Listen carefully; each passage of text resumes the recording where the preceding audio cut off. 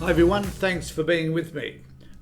Going to talk a little bit today about the state of politics here in Australia. Now, if you're not interested in Australia, that's fine, I get it. A lot of people aren't. In fact, billions of people couldn't give a shit about us, to be quite honest.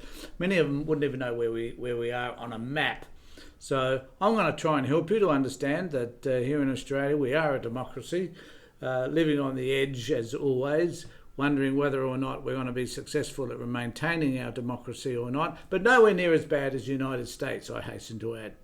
Now, at the moment, we're heading towards a referendum in a couple of weeks that's going to determine whether or not Indigenous people will feature primarily in our constitution and whether or not we can put in place services and systems that are going to help them improve their lives. So that's where we'll be on October the 14th, and I'm suggesting that all of you that are watching this video that are in Australia and have a chance to vote, to think seriously about those issues and hopefully vote yes for the sake of Indigenous people. But there is a contentious issue at the moment, and that is whether or not the Liberal Party are using this as an opportunity to beat Albanese across the head so that they can gain further points in terms of a pending election in a couple of years, and whether or not they can damage Albanese and the Labor government so much that that will resonate at least for another 24 months. Now, the likelihood of that ever happening is remote.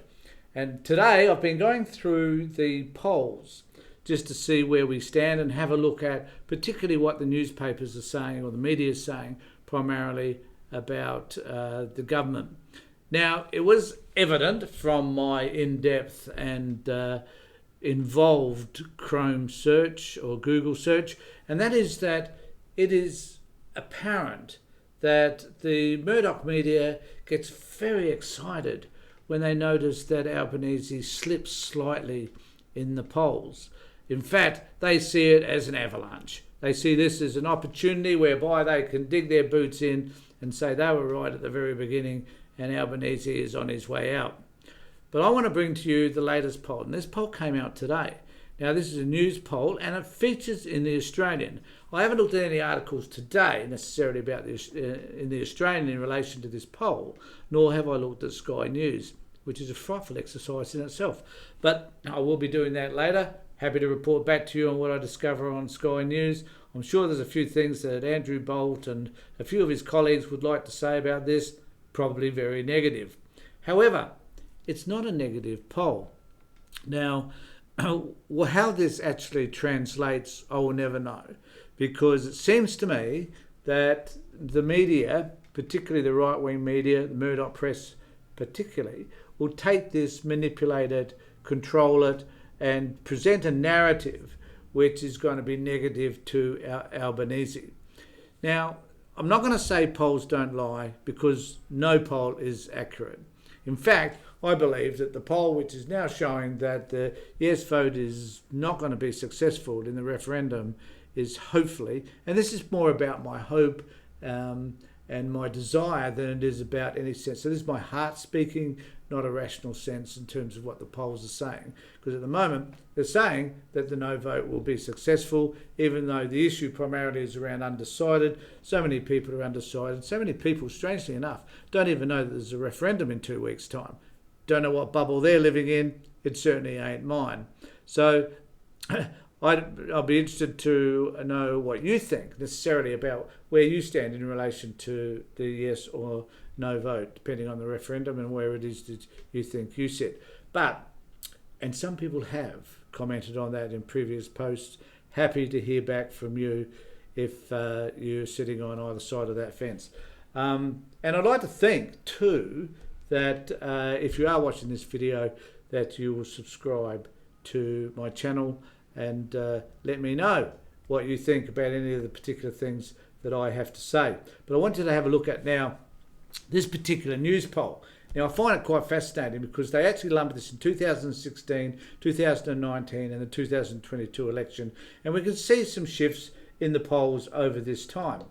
Now, as you will see here, 2016, there was a 3.13% swing towards Labor. And then in 2019, with Morrison, surprisingly enough, and this is what blows me away, there was a 1.1 swing towards the coalition, and they held power. As you can see, 76 to 77 seats was enough for them to hold government. So, but in 2022, there was a swing of 3.66 towards Labor, which was enough to give them the 77 seats that they needed to have a majority in the lower house. However, what we're seeing now on the right-hand side of this swing is a swing towards Labor again. So if we look at the 3.66 and the 1.87, you've got a 5 point something, maths isn't all that crash hot, swing over that period of time towards Labor.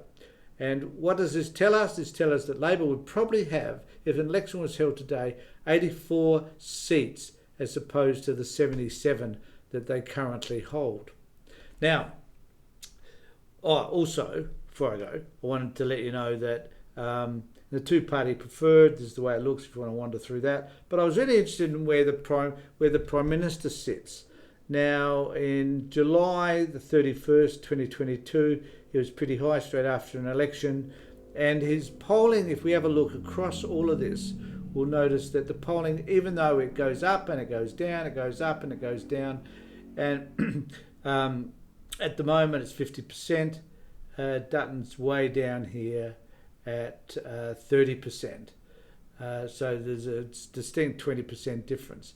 The point being that regardless of the referendum, it is evident that there is no real significant change in the polling for the Labor Party and Albanese.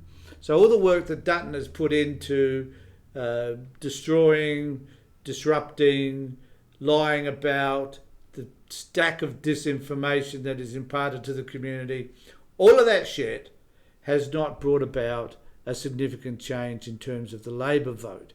In fact, it would appear that Labor would probably win more seats at this particular stage. And that may be because some of the Teals would lose theirs. I didn't have a look at that, but I think it doesn't say others. Others would also increase, so it says. No, others would stay the same. So we wouldn't be taking any Teal votes or whatever, but that's likely to stay the same. Either way, Labor Party is likely to win substantially over the Liberal Party, regardless of the negativity being hurled at Albanese and the Labor Party in particular, in reference to the referendum. So what we're seeing is no real change, except that if an election was held today, Albanese government would win by what one could describe, compared to the 2022 election, a landslide. So Dutton's not being able to make up any ground whatsoever. Albanese is basically staying very much the same as he was back 12 months or so ago, and things are really at a status quo, no impact whatsoever from the Liberal Party significantly. So what does this mean? Well, I think that this means that even though people are able to differentiate between a referendum of this nature and its apoliticalness, as opposed to which party one would prefer one to be representing you. And Albanese has won that vote significantly and continues to do so. And they're seeing the referendum separate from all of that. And they're voting yes or no based on what I think is their own prejudice and disinformation.